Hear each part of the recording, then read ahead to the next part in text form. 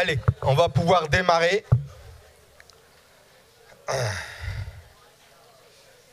Bonjour à tous. Alors, déjà, je me présente. Mohamed Nahar, je suis le proviseur de ce beau lycée ainsi que du micro-lycée 93.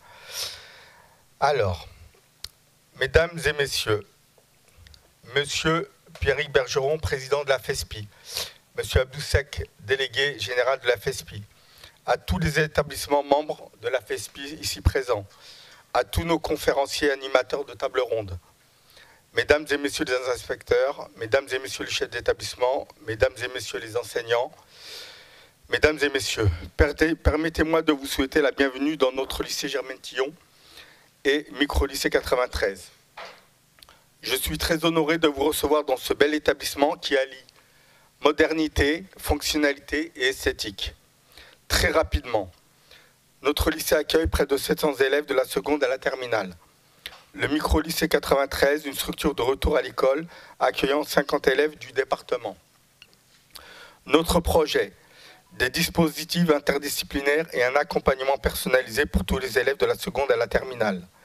Des pratiques innovantes, des aménagements horaires dérogatoires, une concertation hebdomadaire pour tous les enseignants sur leur temps de service, une équipe plurielle, un contrat d'expérimentation avec la CARDI de l'Académie de Créteil, un projet de recherche collaboratif Léa avec l'Institut français d'éducation, des labellisations comme le 3D, Génération 2024, phare et en cours de labellisation Égalité filles-garçons.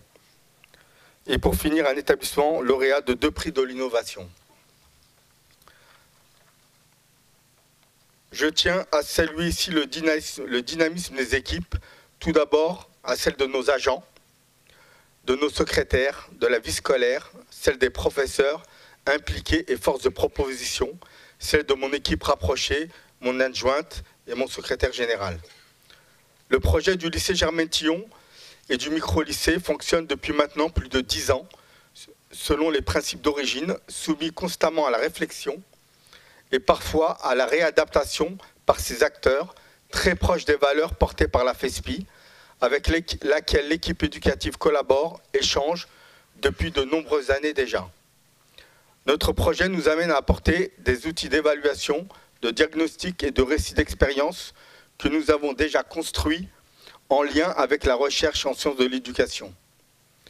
Ce n'est pas sans raison que le lycée a pu être et est aussi encore cette année un LEA, un lieu d'éducation associé à l'Institut français d'éducation, et faire l'objet d'études académiques et de plusieurs publications. Nous ne sommes pas tout à fait un lycée traditionnel, mais nous nous sommes fondés sur les principes de fonctionnement d'un micro-lycée depuis notre création, ce qui était assez inédit pour un établissement de cette taille. Notre lycée Germaine-Tillon et le micro-lycée 93 ajoutent ainsi à la diversité des collectifs d'établissements représentés dans la fédération. C'est pour moi un honneur et un grand plaisir de m'adresser à vous aujourd'hui pour l'ouverture de ce séminaire de la FESPI sur le thème « Vers de nouvelles pratiques de la justice à l'école ».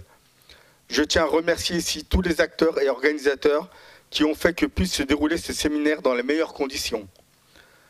Ce séminaire aura à notre petit niveau, je l'espère, à compter dans ses rangs une structure traduisant, portant et diffusant les valeurs de la FESPI à la plus grande échelle. Je vous souhaite à toutes et tous un très bon séminaire. Je vous remercie.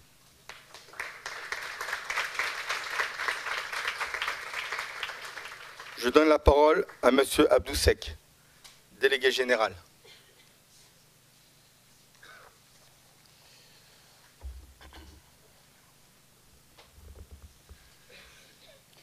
Bonjour à toutes et à tous. Tout d'abord, je tiens à remercier l'établissement Germaine-Tillon et le micro-lycée d'accueillir le séminaire de la FESPI, donc l'équipe de direction, les agents, l'équipe pédagogique. C'est toujours un plaisir de venir ici, dans ce lieu innovatif à plusieurs échelles. Je salue aussi tous les invités, les représentants des équipes, les personnes qui interviendront tout au long de la journée. Je ne vais pas être long. Donc rapidement, Juliette Boutier du bureau et du micro-lycée présentera plus en détail la journée d'aujourd'hui.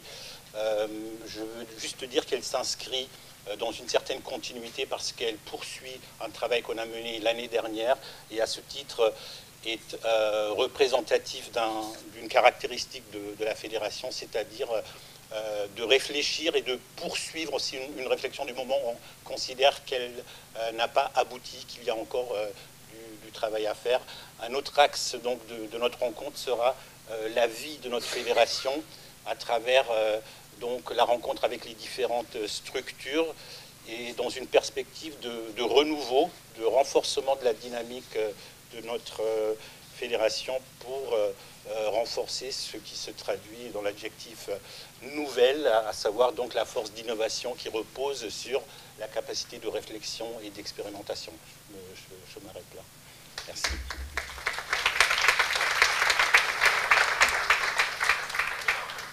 Merci Abdou. Alors bonjour à toutes et à tous, merci d'être là.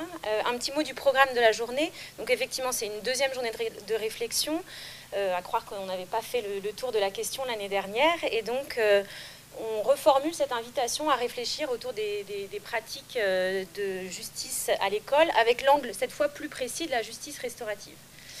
Alors pourquoi ? Lorsqu'on s'est retrouvés dans notre dernière rencontre entre les établissements de la FESPI en octobre dernier, c'était à l'occasion des 80 ans de l'école-collège de Crolly à Saint-Mandé. Philippe Mérieux était là, c'est un compagnon de route de notre fédération depuis longtemps, et à cette occasion, il nous a fait part d'une de ses inquiétudes actuelles face à ce qu'il nomme comme une évolution idéologique. Pour lui, il y a des raisons de s'inquiéter de la disparition de la prévention au profit de la répression, qui devient l'outil majeur de gestion et de réponse aux questions sociétales qui se posent à nous. C'est aussi ce que dit Didier Fassin dans son ouvrage « Punir une passion contemporaine » où il décrit largement le moment punitif dans lequel sont nos sociétés. Il raconte l'omniprésence du discours sécuritaire. Et donc, face à cette inquiétude, Philippe Mérieux nous invitait à rappeler la nécessité d'affirmer toujours qu'il existe aussi toujours des réponses éducatives. Alors, je crois que pour une fois, M. Mérieux n'avait pas bousculé grand monde dans son auditoire quand il avait dit ça aux membres de la FESPI, parce que je crois que les personnels qui travaillent dans les ESPI, que ce soit des membres des structures de retour à l'école, ou des membres d'établissements, d'écoles, de collèges et de lycées expérimentaux ou alternatifs. Je crois que ces personnels, nous en sommes tous évidemment convaincus. Micro. Au point que je pense qu'on est ici nombreux dans cette assemblée à être d'accord avec l'idée qu'on peut considérer nos établissements en fait aussi comme des écoles et même des lieux qui restaurent. Donc, qui restaure par exemple les liens avec l'école, les liens aussi avec les adultes, les liens entre les jeunes ou peut-être les liens avec les autres tout simplement. Et pourtant la FESPI, elle défend aussi l'idée d'une école qui n'est pas un sanctuaire. C'est la 8e proposition de notre fédération. Donc ça veut dire qu'il y a des chances de penser que le paradigme répressif peut éventuellement s'inviter aussi quand même dans nos écoles. Et pourtant, même si nous ne contribuons pas au décompte des malheureux 600 élèves exclus de cours par jour dans le 93, soit l'équivalent d'un collège, il nous arrive quand même de sanctionner dans nos établissements, la FESPI, et même de mettre fin à la scolarité de certains élèves dans nos établissements. Et pourtant, enfin, il y a des conflits dans nos structures. Il y a des conflits entre élèves, il y a des conflits entre élèves et personnel, et il y a des conflits entre les personnels. Et ce,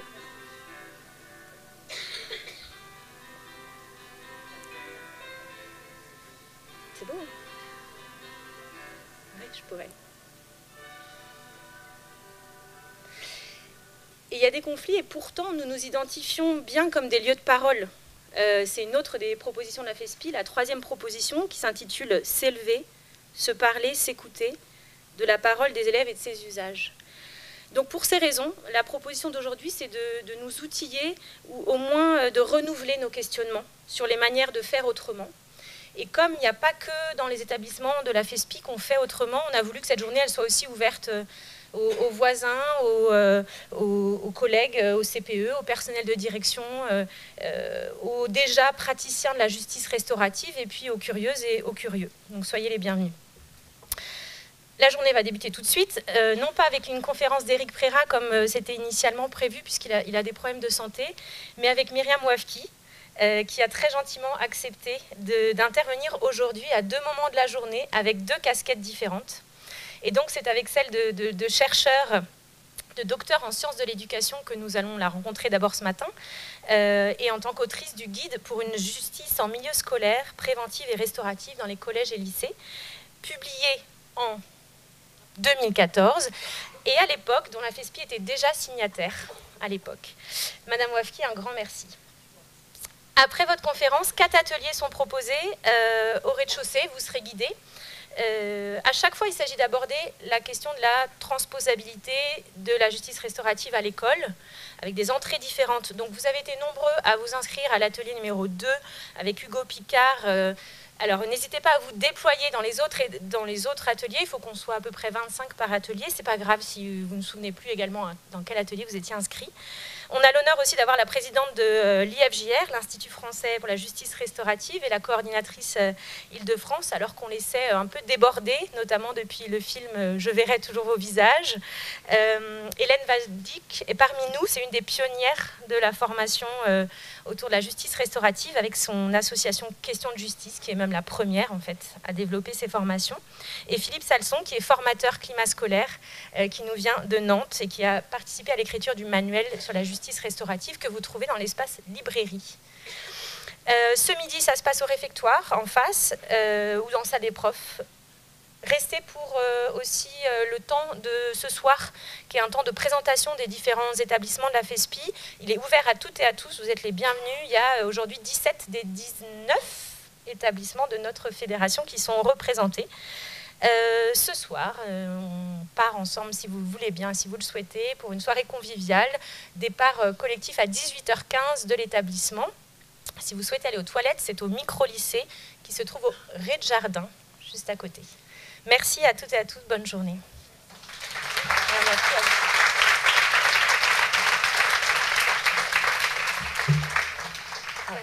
D'accord, ça marche.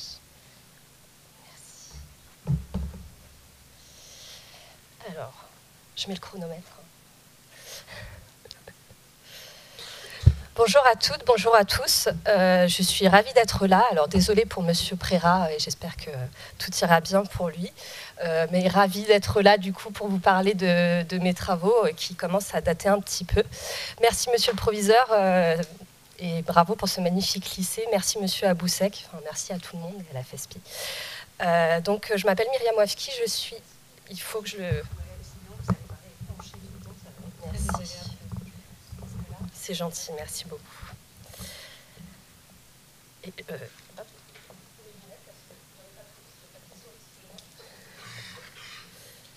donc, je m'appelle Myriam Wafki et donc j'ai travaillé entre 2012 et 2014 au sein du ministère de l'Éducation nationale à la délégation chargée de la prévention et la lutte contre les violences en milieu scolaire. Et moi, mon dossier, évidemment pas choisi par hasard, était le dossier de la justice scolaire.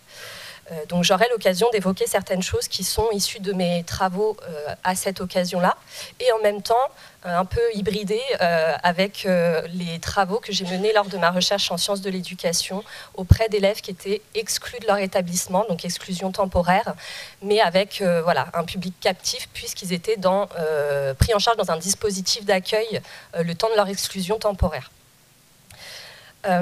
Donc, on peut considérer que ces élèves, quelque part, sont en bout de chaîne du panel des sanctions disponibles en milieu scolaire, sans parler de l'exclusion définitive, bien évidemment. Et donc, je me suis questionnée sur leurs usages et sur leurs effets.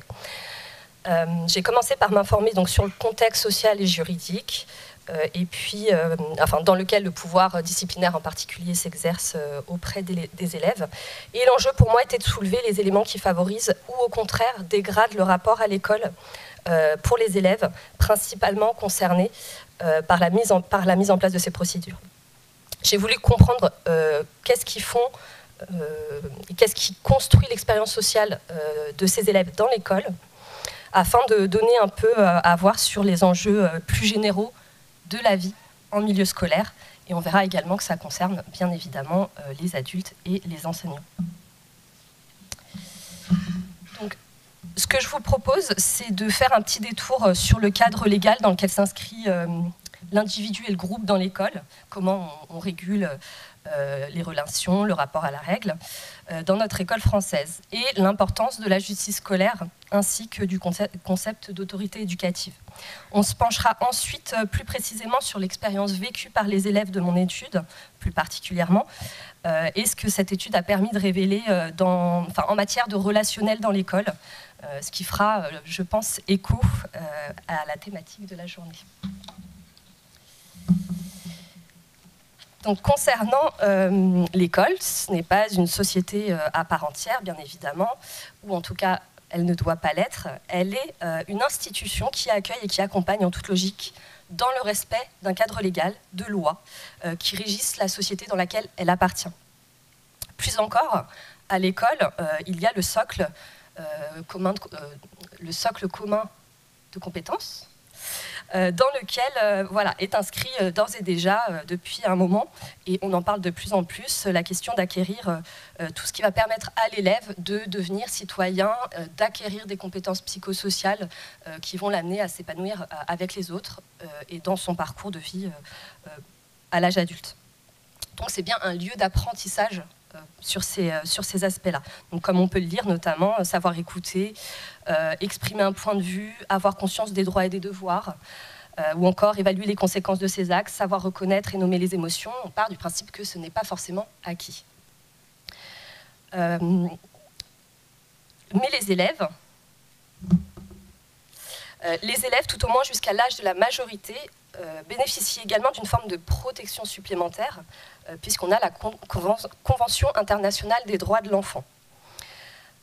Alors, c'est-à-dire au moins jusqu'à 18 ans, mais je pense qu'en fonction des pays, il y a des réglementations, peut-être des adaptations. En tout cas, nous, dans le cadre de la Convention internationale des droits de l'enfant, il est dit que l'enfant doit être préparé à exister dans un esprit de paix, de dignité, de tolérance, de liberté, d'égalité et de solidarité.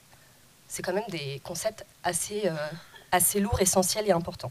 Et le Conseil européen ajoute que la discipline scolaire doit s'appliquer de manière compatible avec la dignité de l'enfant et bien évidemment conformément à la Convention internationale des droits de l'enfant. Ensuite, pour comprendre le contexte scolaire, il faut prendre en compte certaines réalités qui sont celles des inégalités observables ou générées au sein de l'école. De fait, l'histoire de l'école de la République est particulière et la volonté de donner accès à toutes et à tous à l'instruction et à créer l'espoir et le moyen de rompre avec les reproductions sociales, du moins dans les intentions, puisque la réalité est évidemment tout autre. L'institution scolaire n'offre pas à tous les mêmes chances de réussite. Ça, les recherches l'ont très fréquemment montré. Alors qu'à l'école, l'école a été créée pour une classe sociale donnée, elle s'est démocratisée, c'est-à-dire qu'elle s'adresse désormais à un public très hétérogène socialement et culturellement. Or, ce décalage n'a pas été forcément pensé pour être compensé dès le départ et pour compenser en fait les écarts entre les enfants dans leurs prérequis, ce qu'on appelle les prérequis scolaires. On y retrouve une approche compétitive parfois aussi, qui laisse une partie des élèves sur le côté, les rendant souvent seuls responsables, en tout cas en individualisant cet échec. Donc tous les enfants à qui s'adresse désormais l'école n'arrivent pas avec ce qu'on appelle le même bagage culturel.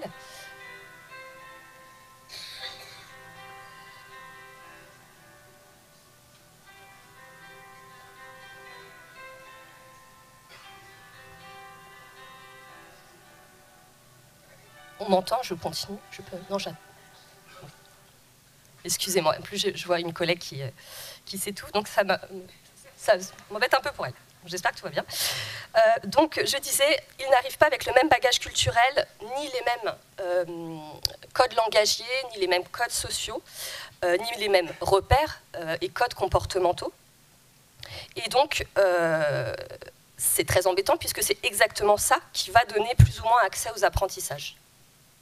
Ce bagage, ces codes, c'est en fait un ensemble de savoirs, d'appétences, de savoir-faire qui sont transposables à l'école, et notamment en termes de compétences psychosociales aussi. Donc pour rappel, les compétences psychosociales, on a les compétences cognitives, émotionnelles et sociales, qui permettent à l'enfant d'adapter ses capacités relationnelles, et ben c'est ce que je viens de dire, cognitives et émotionnelles. Donc les élèves qui s'éloignent justement de ces normes, de ces codes, ont malgré tout l'espoir que l'école va les aider dans leur parcours. Cependant, ils observent aussi des générations successives d'élèves qui ont montré que ces inégalités persistent et ont un impact très néfaste sur leur parcours. Donc, les facteurs pour rééquilibrer tout ça ne sont pas toujours évidents. Donc, ça amène à beaucoup de désillusions pour les élèves, mais aussi pour les familles. Qui rend, si je puis dire, le concept méritocratique désuète, voire offensant pour une partie du public scolaire, dont la frustration scolaire est vraiment réelle et douloureuse. Pour autant, on continue à tenter d'expliquer ou de répondre aux difficultés scolaires à travers des dimensions qui sont purement individuelles, faisant fi de cette réalité sociologique qui n'est pas des moindres. Et ce qui ajoute évidemment beaucoup de tension, à la fois pour l'élève, mais aussi pour les enseignants, sur qui la pression aussi repose beaucoup. Et ce qui se traduit aussi souvent par un repli sur soi de l'élève, ou alors une opposition à l'institution scolaire, qui sont deux chemins différents, mais potentiellement à risque sur la voie du décrochage scolaire. Autrement dit, si certains enfants arrivent à l'école, mais qui n'ont pas les prérequis scolaires, c'est-à-dire les clés pour s'approprier les contenus scolaires, on peut dire que beaucoup d'enfants arrivent dans la vie collective sans avoir non plus les clés du vivre avec l'autre et du vivre ensemble. Ce qui apparaît donc comme une des injustices qui peut être vécue en milieu scolaire. Or, et là je reprendrai les termes de François Dubé, la justice d'une école se mesure à la manière dont elle traite les élèves les plus faibles.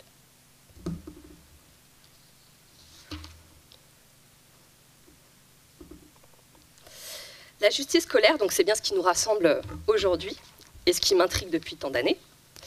Et lorsque je rédigeais le guide donc pour une justice préventive et restaurative en milieu scolaire, donc publié en 2014, mais travaillé entre 2012 et 2014 avec l'aide justement de nombreuses associations, dont la FESPI, dont Question de justice avec Hélène Van Dyck et bien d'autres. J'ai écrit la définition de la justice scolaire de la manière suivante. C'est-à-dire l'ensemble des situations au travers desquelles un ou des membres de la communauté scolaire vont faire vivre ou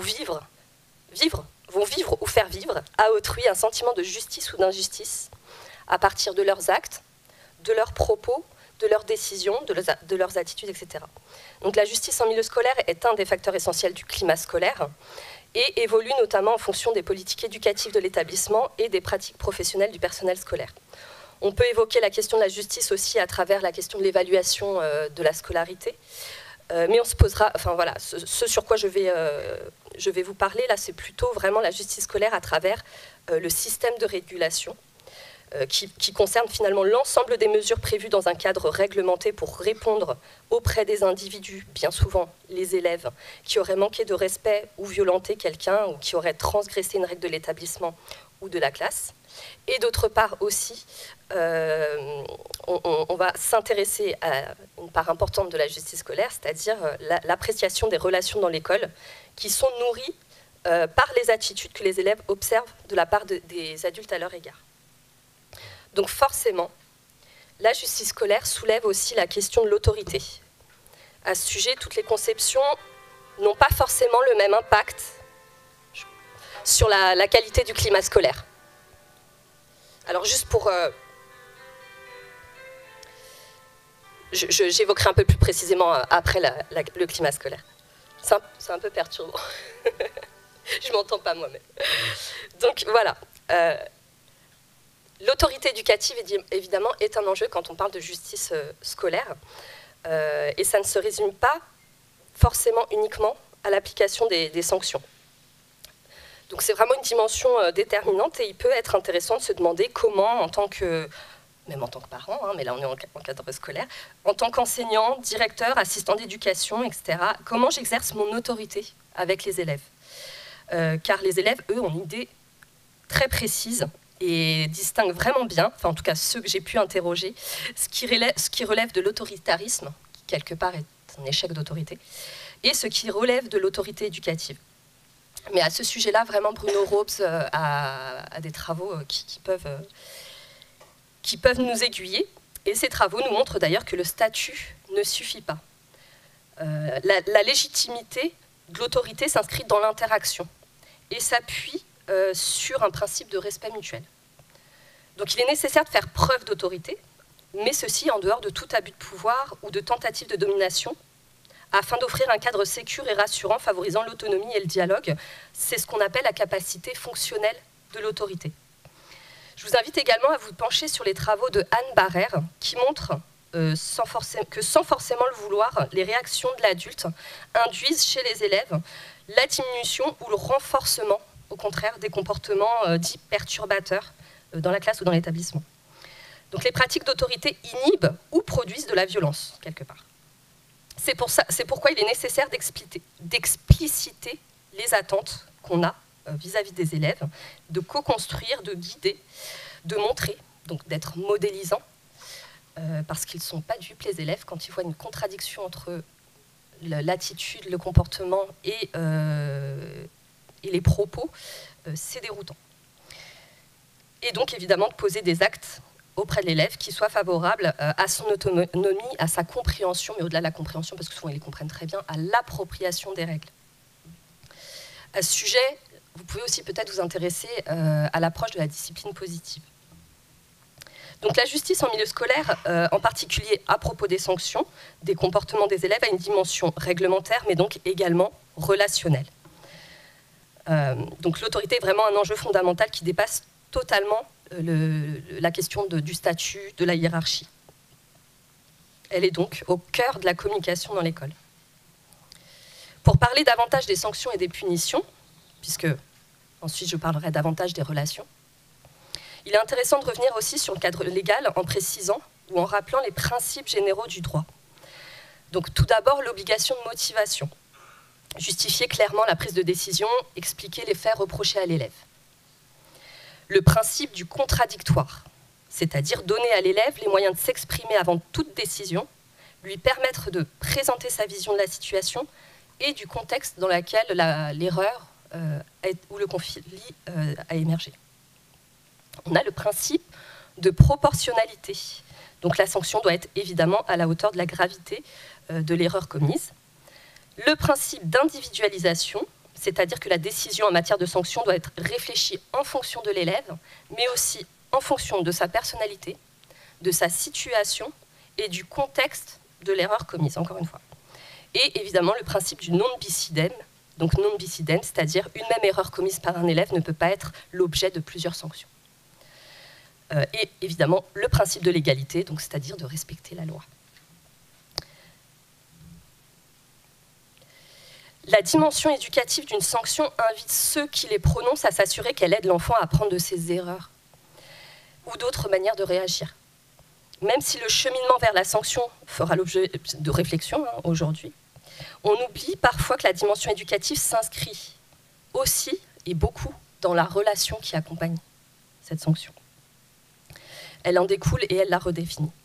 C'est pourquoi ce n'est pas la nature de la sanction qui va suffire à la rendre constructive et encourageante, mais ce n'est pas la sanction qui va éveiller en l'élève la conviction d'une évolution possible, la confiance en lui qui peut évoluer, mais c'est bien la relation qui l'accompagne, j'insiste vraiment là-dessus.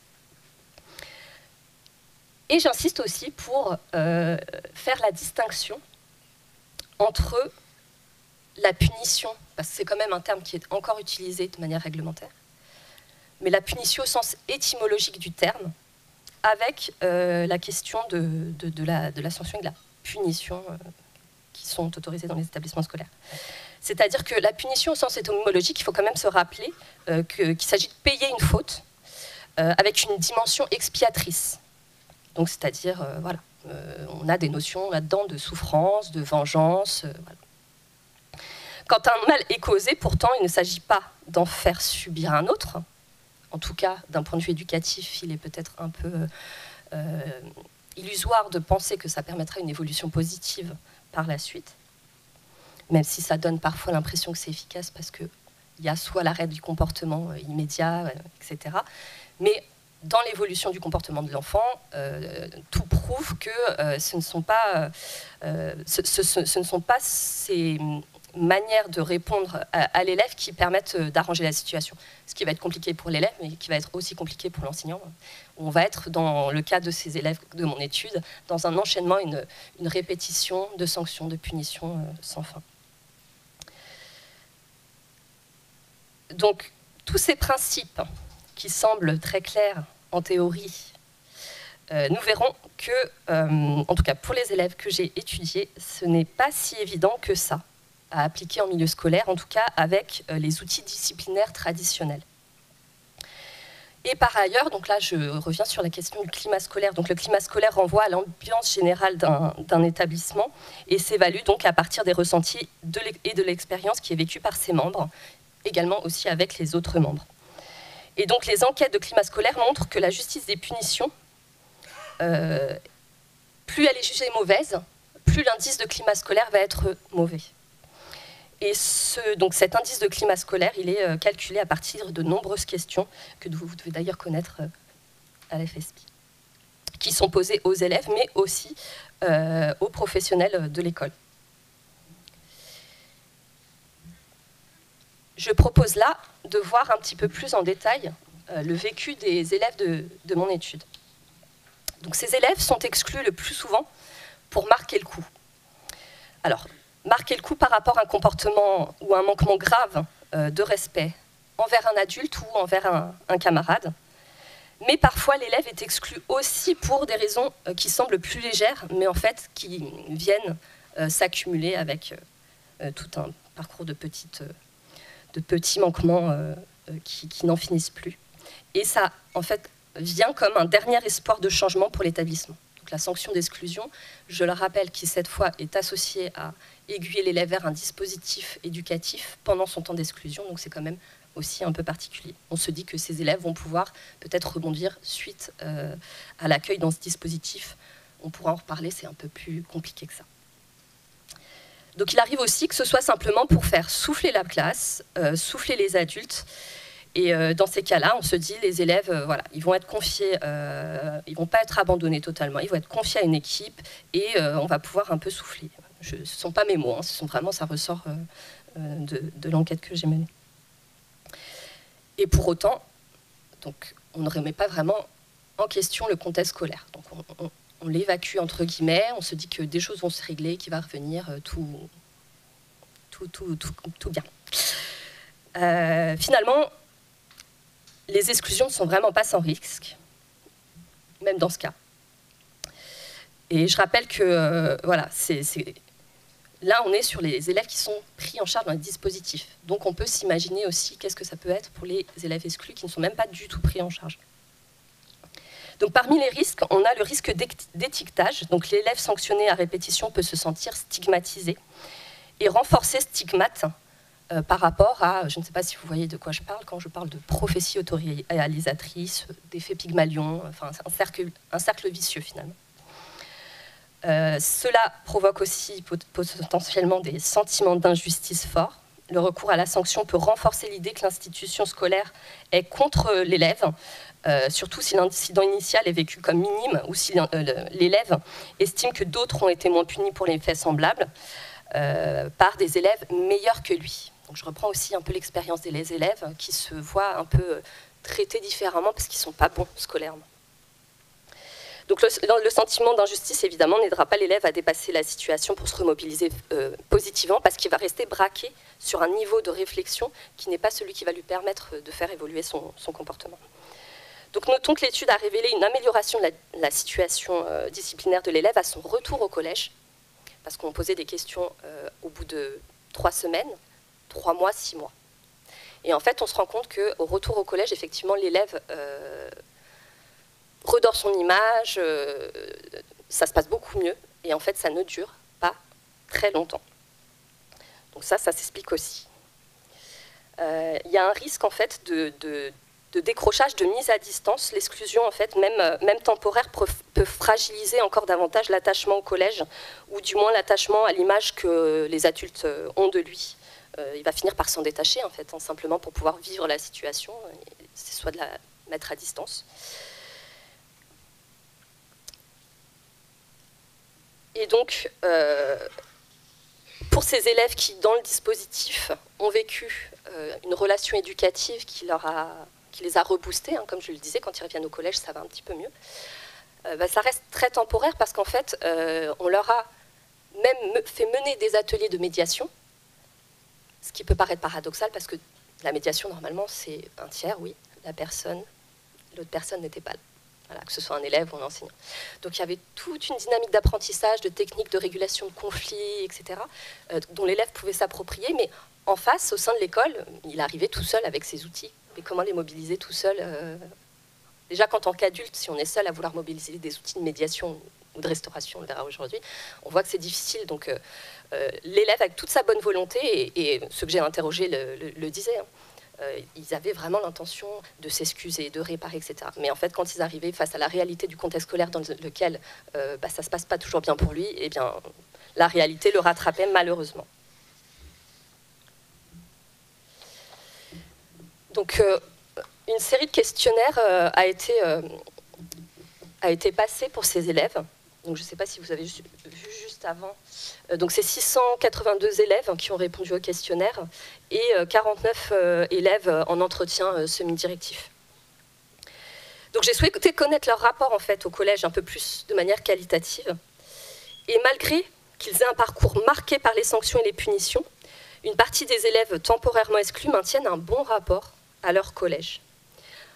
Comme vous le voyez, 82% à peu près estiment qu'ils se sentent bien ou plutôt bien dans leur collège et ils ont une appréciation positive des relations aux élèves. Je vous donne ces deux indications ensemble, ce n'est pas anodin bien évidemment.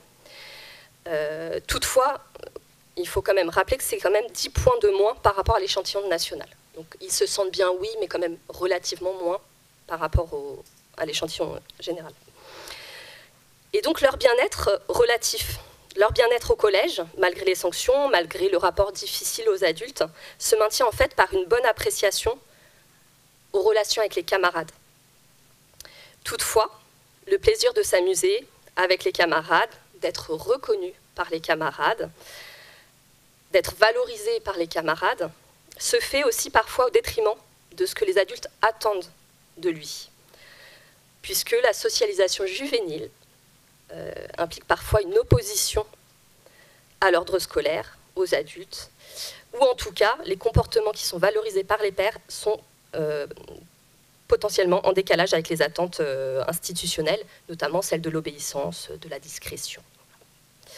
Donc, à défaut d'un lieu d'apprentissage pour certains de ces élèves, l'école est perçue comme un lieu de socialisation ludique et occupationnelle.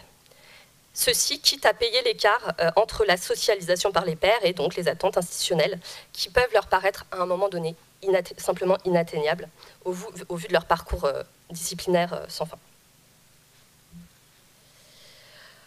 On constate que les élèves de l'échantillon ont une appréciation significativement négative des relations avec les enseignants par rapport à la moyenne nationale. Donc 56,3% d'entre eux jugent les relations mauvaises aux enseignants ou pas très bonnes, contre 13% dans l'échantillon national, soit un écart quand même spectaculaire de 43,3 points. Donc cette perception négative des relations avec les enseignants constitue un facteur déterminant du mal-être scolaire. En effet, parmi les 17,5% d'élèves qui se sont déclarés se sentir mal au collège, 74,6% d'entre eux trouvent leur relation avec les enseignants mauvaise. Ils sont 49,5% à trouver les punitions injustes, un peu moins on voit, et ils ne sont que 39,5% à avoir de mauvaises relations avec les autres élèves, entre parenthèses, ce qui est déjà beaucoup, puisque c'est un facteur aussi déterminant du bien-être. Mais nous pouvons dire que même s'il y a une corrélation entre l'appréciation des relations aux enseignants, la justice des punitions, pour se sentir bien à l'école, il est d'autant plus important d'avoir de bonnes relations aux enseignants. C'est ça que ça nous enseigne. Donc là, c'est des petits extraits que je vous partage de mes nombreux entretiens avec les élèves. Ce n'est pas forcément les meilleurs, il y en a plein. Ils sont disponibles sur Internet, 300 pages de retranscription. Donc j'ai cherché à comprendre pourquoi ce n'est pas la procédure en elle-même qui est à la source du problème, du sentiment d'injustice, du mal-être. Et qu'est-ce qui fait qu'en fait, dans la relation à l'enseignant, on peut considérer qu'il y a un souci, en tout cas que ça fait souffrir l'élève. Pour en lire quelques-uns, ils nous écoutent mais sans nous écouter. Ils nous écoutent mais ils ne prennent pas en compte ce qu'on a dit. Alors ça, j'ai pléthore de reformulations diverses et variées par les élèves qui rejoignent cette déclaration. Comme des délinquants, ils nous voient les profs, ils disent qu'on est une menace, qu'on est des délinquants, qu'on n'a pas d'avenir et tout et tout. Même si tu as des difficultés et que tu essaies de travailler et que tu n'arrives pas, eh ben, ils s'en foutent, c'est tu sors. Donc en fait, il y a beaucoup aussi de propos qui montrent qu'il y a quand même un lien entre comportement et relation aux apprentissages scolaires. Et quand les apprentissages scolaires deviennent difficiles, voilà, ils font le lien et souvent dans leur déclaration, ils se disent « non mais en fait, je suis mauvais élève, donc ils ne m'aiment pas ». Donc ça, on va en reparler d'ailleurs. Ils ne m'aiment pas. Donc la rhétorique de l'amour revient beaucoup. Mais on verra que c'est très important. Alors, les profs, ils se sentent supérieurs à nous, ils nous voient plus comme des sales gamins que des ados. Donc voilà, là, c'est une question un peu de se sentir inférieur. Et puis, elle voulait que je m'excuse, mais je ne me suis pas excusée parce qu'au début, c'est elle qui a commencé. Le c'est qui a commencé, il est hyper important. Je pense qu'on en parlera dans le cadre de la justice restaurative. Mais voilà. Et c'est revenu, voilà, un nombre important de fois. J'ai défendu un camarade, elle m'a dit « Tu te crois le boss du collège? C'est de la provocation. Normalement, elle n'a pas le droit de parler comme ça. » Alors moi, je suis chercheuse, hein, je ne réponds pas. Hein. Même quand on me pose des questions, les élèves, je ne juge pas, je ne donne pas mon avis, je ne fais que reprendre, recueillir l'expérience et la parole des élèves. Et quand c'était une jeune femme, ah non, la jeune femme, c'était au-dessus. J'avais mis les prénoms, mais après, ça faisait très lourd dans la diapo.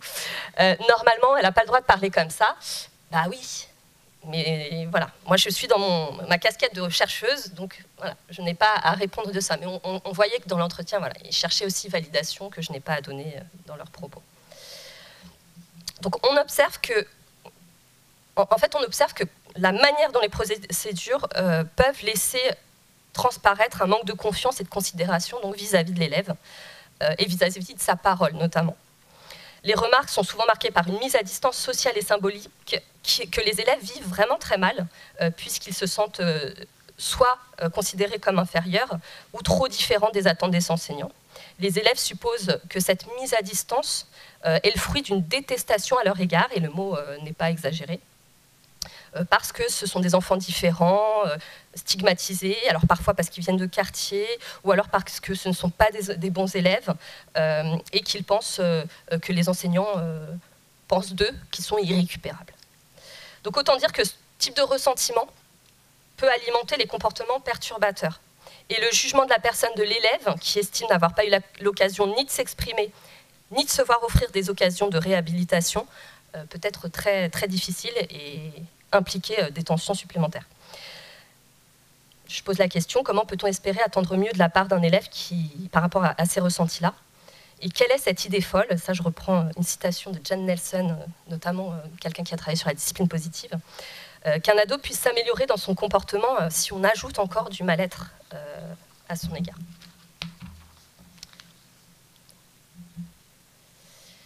Alors, je leur ai demandé ce qu'ils attendent des enseignants.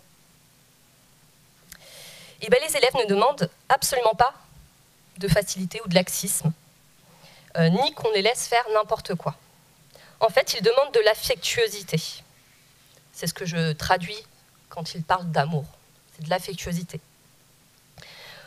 Ou du moins que l'autorité sous laquelle ils évoluent témoigne de l'intérêt à leur égard, de l'encouragement, de la confiance.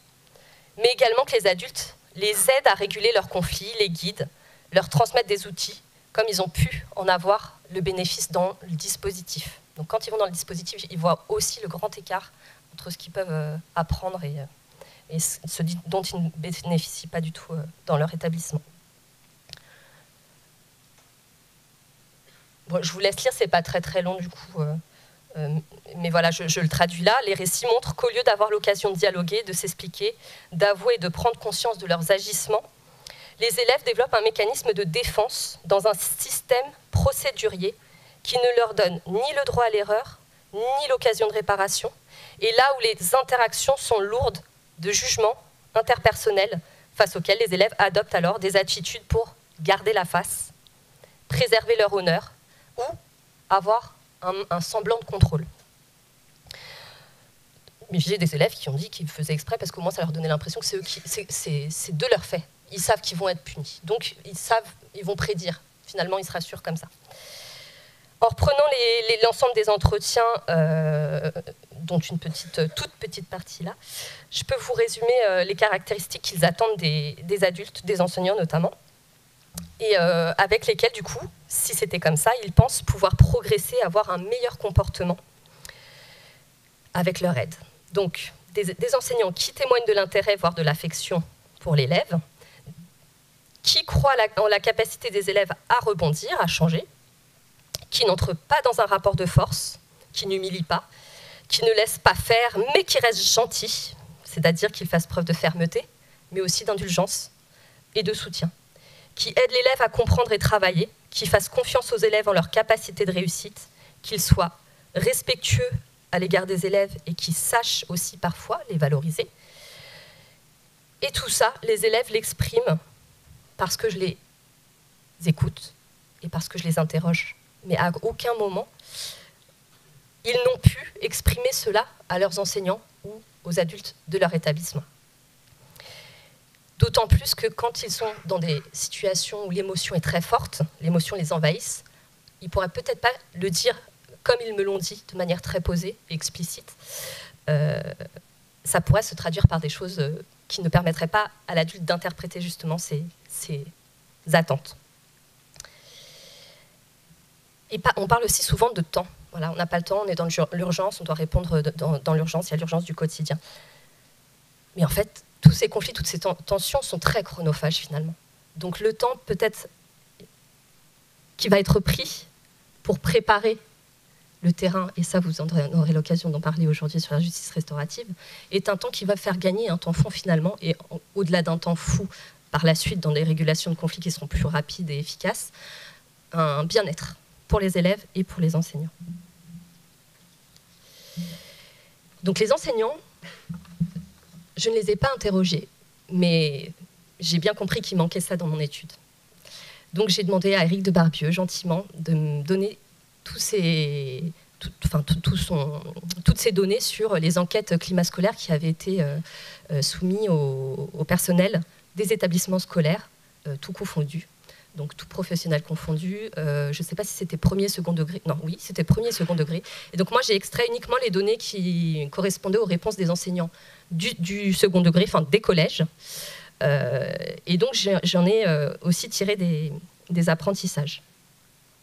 Au regard du vécu des élèves et des enseignants, en fait on observe beaucoup de souffrances. Et beaucoup de souffrances d'ordre relationnel. En effet, les enseignants expriment un besoin fort vis-à-vis de la discipline. L'appréciation de l'application de la discipline est fortement corrélée à l'appréciation qu'ils ont de leur métier. Tout comme l'appréciation de leur métier est très corrélée au sentiment d'être respectés par les élèves. Quand les enseignants ne se sentent pas respectés par les élèves, ils n'ont pas non plus l'impression d'être respectés par la société, avec le sentiment que les élèves ne sont jamais punis, ou pas assez. Pour au final, quand une demande forte de formation est exprimée par certains d'entre eux, il s'agit d'un besoin d'outils pour aider les enseignants à entrer en relation aux élèves, à gérer les conflits. Donc même si d'autres y voient un travail qui ne les concerne pas, hein, ça existe aussi, une partie des enseignants qui évoquent le fait que ça ne les concerne pas, la réalité est pourtant que la vie en collectivité implique forcément de prendre du temps pour la relation. Enseigner aux élèves le vivre ensemble, ne serait-ce que ça. Et pour autant, nombreux enseignants et enseignantes anticipent cet aspect éducatif du métier d'enseignant et demandent, alors soit pour certains demandent un soutien d'intervention extérieure et ce n'est pas incompatible, un soutien grâce à la formation, comme je le viens de vous le dire. D'un côté ou de l'autre, on observe en fait que la souffrance et la défaillance du système ne prévoient pas la bonne place qui doit être faite dans la rencontre entre les protagonistes principaux de l'école, à savoir les élèves et les enseignants. D'où le souci grandissant sur les questions de discipline. Et l'intérêt croissant aussi, et on peut s'en réjouir, des approches qui pourraient prendre soin de la relation et des individus qui évoluent dans un même univers, tout en étant aussi quand même quelque part des inconnus, a priori. Il est donc nécessaire de réduire ces a priori mutuels et les interprétations erronées qui les accompagnent, car tout cela amplifie évidemment les difficultés que chacun peut ressentir de manière très personnelle, anéantissant évidemment le bien-être des élèves dans leur vie scolaire, mais aussi celui des enseignants dans l'exercice de leur profession.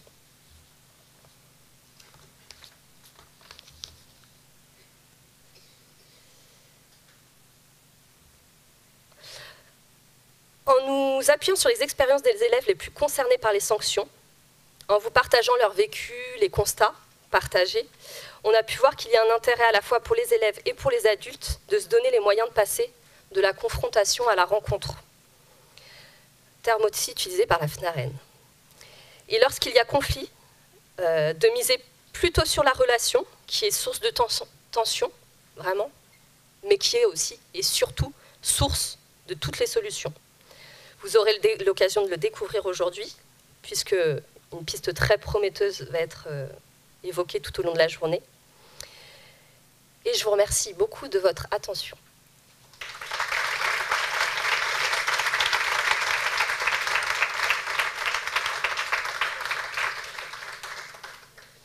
Alors, j'ai une petite diapositive que je vous mets en supplément par rapport à la justice scolaire. Quand on veut travailler la justice scolaire en équipe, voilà, on peut prendre des petits thèmes et réfléchir. Enfin, voilà, il y a des techniques d'animation proposées dans le guide également, qui est pareil disponible sur Internet, et qui va aiguiller, voilà, être une occasion de se mettre en équipe autour de la table pour réfléchir à qu'est-ce qu'on fait déjà, qu'est-ce qu'il faut arrêter, qu'est-ce qu'il faut continuer, accentuer, et donc sur différents types de travail autour de la justice pour qu'elle soit à la fois préventive et restaurative. Y compris la question, voilà, il y a des établissements qui commencent tout simplement par travailler sur leur règlement. Voilà. Comment est édicté le règlement, comment on l'a travaillé avec les élèves, comment c'est formulé. Les formulations négatives, à la fois les neurosciences, mais aussi les recherches en sciences de l'éducation, ont bien montré que ce n'était pas forcément le plus efficace de prononcer les attentes de manière négative. C'est-à-dire que même le cerveau des enfants, y compris des adultes, c'est pas forcément plus évident d'avoir une directive au format négatif. C'est-à-dire, je vais prendre un exemple tout bête, mais ne cours pas. Bon, c'est pas difficile de prendre l'habitude de dire marchez doucement. Et évidemment, d'expliquer mais pourquoi on marche doucement, voilà, et de travailler ça. Donc ça, c'est par exemple la question des formulations. C'est un des sujets qui peut être travaillé sur la justice scolaire. Alors, je ne sais pas si vous avez des questions, mais en tout cas, je serais ravie d'y répondre. Oui, on a un quart d'heure de questions.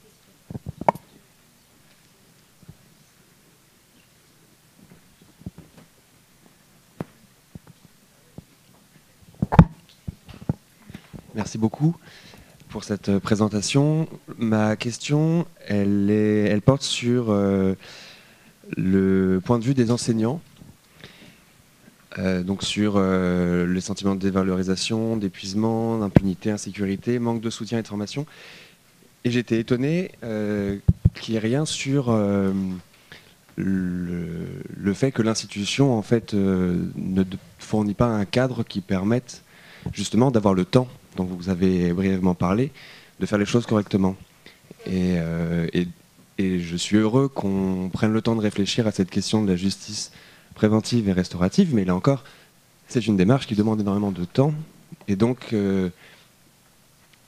disons que l'inquiétude que j'ai, c'est qu'on se retrouve à nouveau dans une situation où on va nous demander d'incorporer dans nos pratiques de nouvelles méthodes, alors qu'à un moment donné, il va falloir faire un équilibrage et décider quels sont les endroits où on décide de lâcher du temps.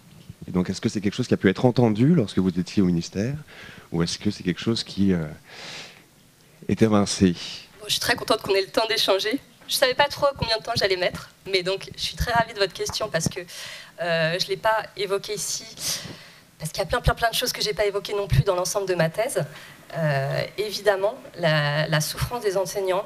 Et d'ailleurs, il y a les travaux de Françoise Lantôme que je vous invite elle explique très très bien toutes les contradictions dans lesquelles évolue l'enseignant, toutes les demandes, les injonctions contradictoires et tout ce qu'on demande, en fait, tout ce qui repose sur l'enseignant, sans que derrière on n'y donne ni les moyens, ni le cadre, ni les facilités institutionnelles pour les aider. Donc oui, cette question du manque de soutien de l'institution et de la hiérarchie au sens le ministère, a été très évoqué dans les études, dans les questionnaires par les enseignants.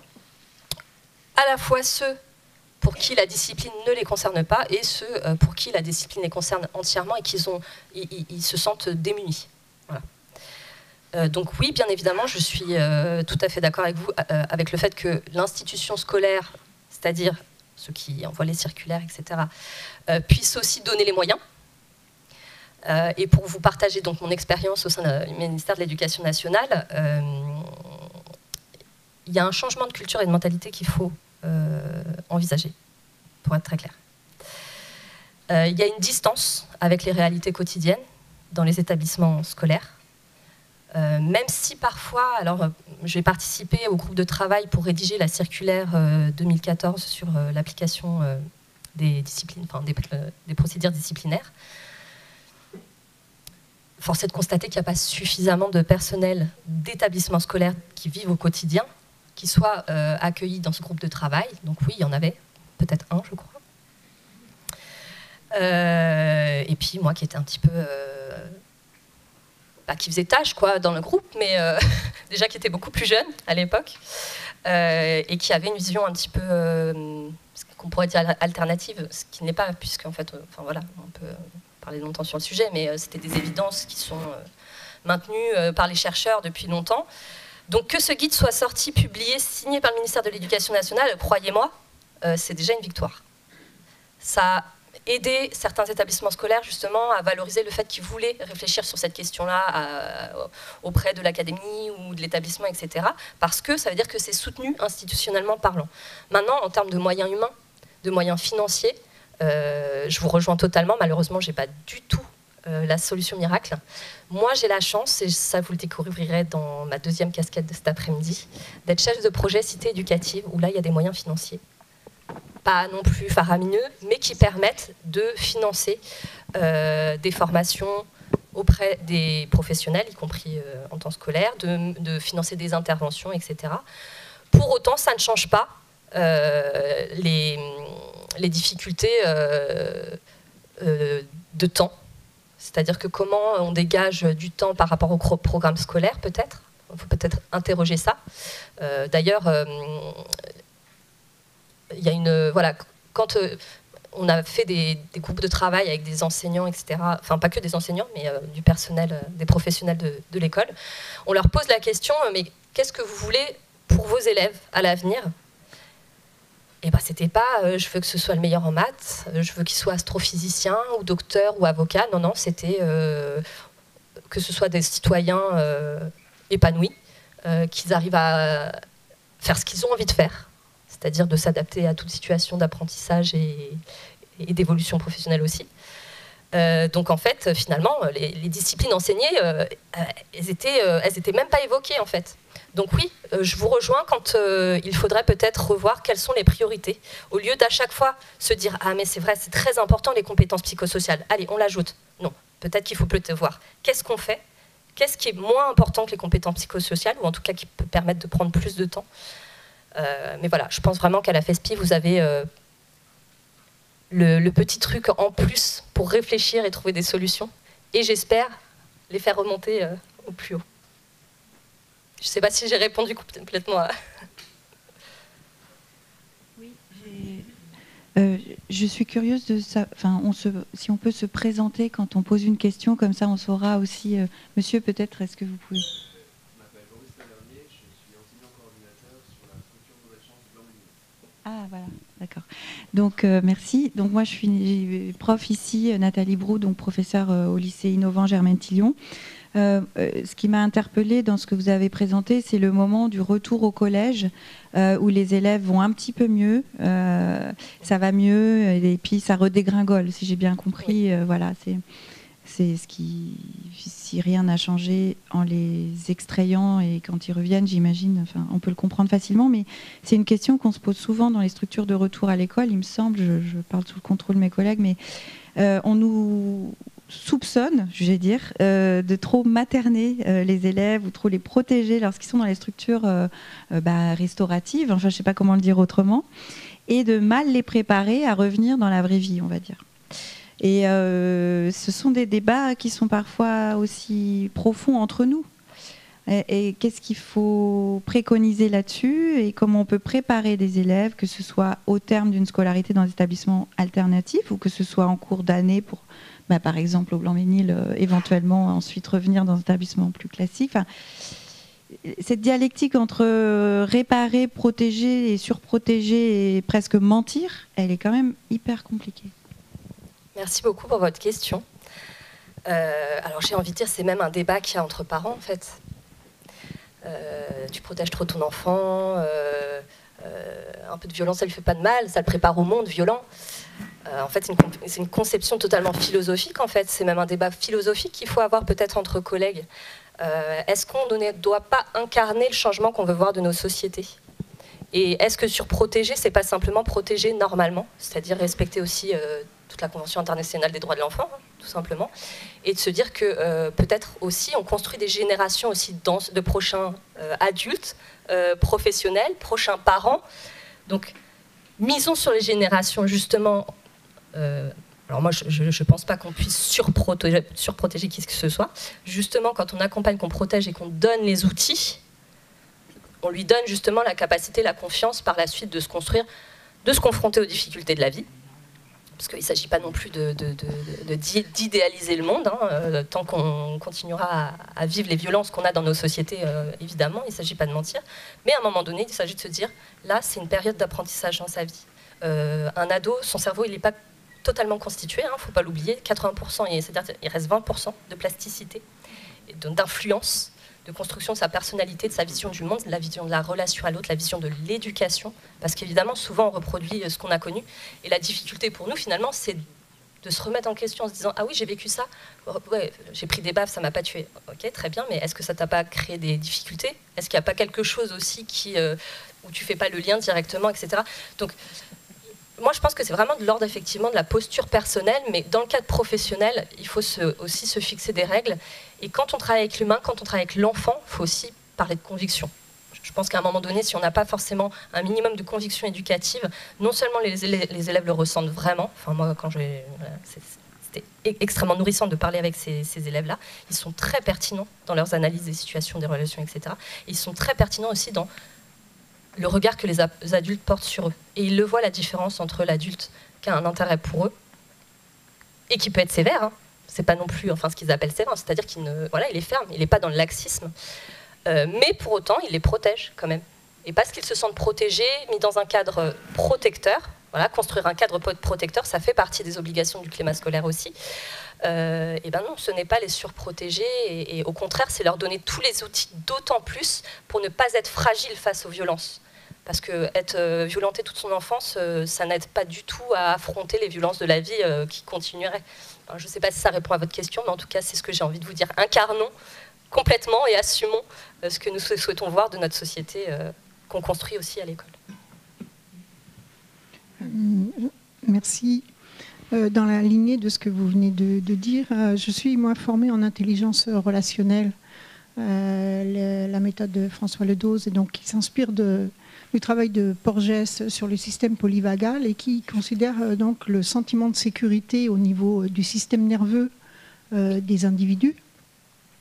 Et donc, est-ce que ces notions-là peuvent commencer à rentrer dans les conceptions, c'est-à-dire que dans la lignée des inégalités sociales, il y a les inégalités du sentiment de sécurité qu'on peut acquérir dans notre famille. Il y a 70% des familles qui sont dites insécures, 30% seulement transmettent un sentiment de sécurité qui permet d'avancer donc dans le collectif de façon avec un bagage de sécurité. Celui qui arrive en n'ayant jamais vécu un sentiment de sécurité, un climat de sécurité dans sa vie, comme vous dites, s'il a été maltraité depuis le début, c'est évident que son attitude va être différente et que ses capacités d'apprentissage sont aussi atteintes. Donc, est-ce que ces éléments-là sont psychologisés? Parce qu'évidemment, il ne s'agit pas de psychologiser, donc ça ferait porter sur l'individu la responsabilité de cette insécurité, donc ce qui n'est pas l'objectif. Mais sans psychologiser, est-ce que vous voyez une possibilité d'intégrer ce genre de concept et de réalité, de phénomène dans vos études? Alors sachez que je n'ai absolument rien contre la psychologie. Et au contraire, je crois vraiment en l'approche pluridisciplinaire. C'est-à-dire que la sociologie ne peut pas se passer de la psychologie ne peut pas se passer de la sociologie. J'irais même plus loin, on ne peut pas se passer de la biologie aussi. Parce que quand on comprend aussi le système hormonal et ce que ça implique dans nos comportements, surtout à l'âge de l'adolescence, mais pas que, et ça nous aide à comprendre quand même beaucoup de choses et à relativiser aussi nos réactions et à moins prendre personnellement aussi des agissements auxquels on doit faire face. Donc bien évidemment, je ne connais pas actuellement le contenu des formations des enseignants, mais non seulement il faudrait des modules sur la psychologie de l'enfant, de l'adolescent, la question de la théorie de l'attachement, toutes ces questions justement psychologiques, la sociopsychologie, c'est-à-dire qu'on interagit notre psychologie, il y a un lien avec nos expériences vécues depuis le plus jeune âge, certains disent même avant, en prénatal. Et tout ceci, plus en fait on comprend, plus on connaît, plus on a de savoir, plus forcément dans l'action, on sera plus aguerri et en tout cas on sera plus conscient des conséquences de nos actes et de nos pratiques professionnelles sur l'évolution des enfants et des jeunes. Je ne connais pas du tout, mais ça m'intéresse sur le système vagal. Moi, j'ai découvert, ce sont les études sur les neurosciences, et notamment dans le développement du cerveau, mais également dans le cerveau des adultes. La difficulté, quand on est dans le quotidien et qu'on veut gérer les choses tout de suite, c'est qu'on n'obtient pas du tout ce qu'on veut déjà. Mais on ne sait pas parfois qu'en face de nous, on a un enfant, par exemple, ou un ado qu'on punit, ou sur lequel on crie, ou ne serait-ce qu'on lui a fait des remontrances, avec ou sans témoignage dans la classe. Bon, ça crée du stress quand même. Et le stress, c'est simple, il y a des choses qui se passent dans le cerveau, et c'est représenté par une main, on va dire, le cortex préfrontal et le système limbique, il me semble. Donc le cortex préfrontal, c'est ce qui nous permet de raisonner, de réfléchir, d'évaluer les situations, etc. Et les systèmes limbiques, c'est tout le système de survie, les émotions, etc. Donc en cas de stress, déconnexion. Donc on ne peut pas demander à un élève « Mais tu te rends compte de ce que tu as fait ? Mais dis quelque chose, excuse-toi !» alors qu'il est comme ça. Là, il n'est pas en état même biologique de réagir. J'aime bien prendre l'exemple en voiture pour les adultes. Voilà. Souvent, je me suis assise à côté de beaucoup d'amis que j'apprécie beaucoup, mais qu'en voiture, je déteste. Parce qu'en fait, on est dans un état d'hypervigilance. Donc, je pense que notre cerveau, il est peut-être comme ça. Et du coup, les réactions sont très violentes au moindre petit truc. Et je me dis, mais si tu sais que la personne là, qui te fait une queue de poisson, c'est ta sœur ou ta meilleure amie, tu ne vas pas réagir de la même manière. Donc là, je remets le sens de la relation, de se connaître, mieux se connaître. Et ce qui me pousse à croire que plus on permettra aux enfants et aux adultes d'un même établissement de se connaître en dehors de la relation pédagogique, c'est-à-dire de se connaître en tant qu'humain, plus ce sera facile de gérer les difficultés. Et plus on aura conscience qu'effectivement, il y a des moments où il ne faut pas en parler, juste on prend une pause, on revient plus tard, là aussi ça pourrait éviter les engrenages un petit peu de violence, de réaction, surréaction, parce qu'après l'adulte aussi il est comme ça. Et neurones miroirs, ça aussi. Vous avez un enfant comme ça, hop, vous aussi, il y a des chances que vous soyez comme ça. Et par rapport à ce que vous disiez, par rapport à l'attachement, le côté sécure, effectivement, les enfants qui n'ont pas forcément eu des parcours très faciles, on peut considérer qu'ils sont quasiment tout le temps comme ça. Qu'ils arrivent le matin à l'école comme ça. Donc effectivement, à la moindre petite, tu te crois le boss de l'école? Là, ça explose, forcément, et la réaction va être punie. Et donc l'élève, il va se dire, mais il ne va pas se remettre en question sur le fait qu'effectivement, il aurait peut-être dû réagir autrement ou prendre un temps de pause, etc., parce qu'on ne lui a pas appris ça. Mais il va se focaliser sur le fait, on m'a puni alors que moi-même, je suis victime de quelque chose. Donc cette notion de qui est victime, qui a commencé, etc., ça, je vous laisserai le voir avec les experts de la justice restaurative. Mais toutes ces dimensions pluridisciplinaires, effectivement, m'intéressent et j'espère sont déjà ou seront intégrées dans les formations.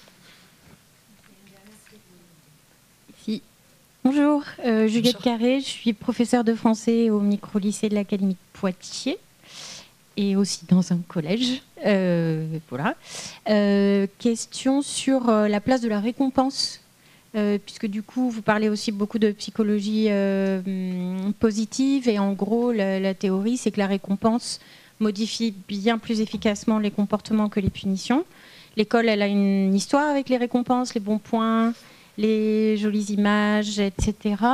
Quelle place est-ce qu'on peut institutionnaliser des récompenses voilà. Alors, j'ai pas tellement parlé de psychologie positive, mais de discipline positive. C'est un petit peu différent.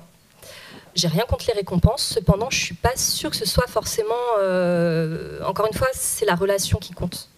Si dans la relation, la récompense... elle fait partie d'une relation constructive, oui, pourquoi pas.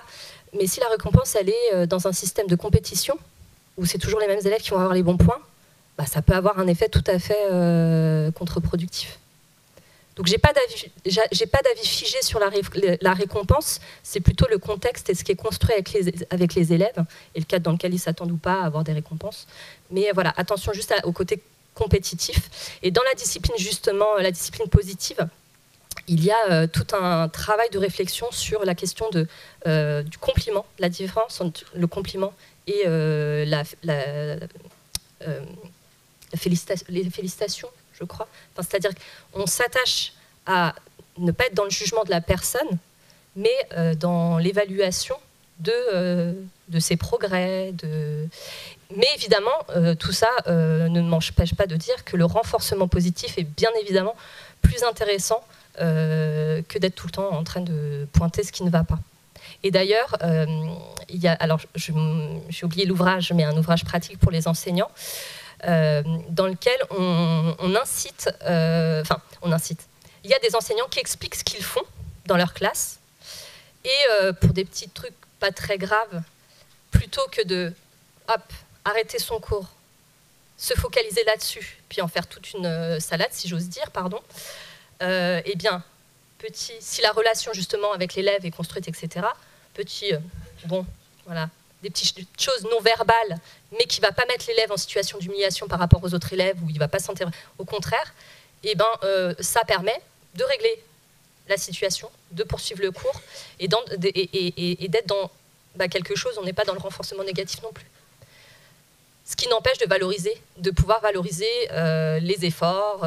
Et on sait, après, c'est en fonction des élèves aussi. Il faut connaître ses élèves. Il y a des élèves qui sont forcément beaucoup plus sensibles à l'encouragement. Enfin, tous les élèves sont sensibles à l'encouragement, pardon. Mais il y a des élèves qui vont avoir d'autant plus besoin de renforcement positif. Et ce n'est pas forcément ceux, justement, sur lesquels on trouve toujours le moyen de les valoriser positivement. Voilà, c'est un effort, je dirais. Merci à vous, merci à tous.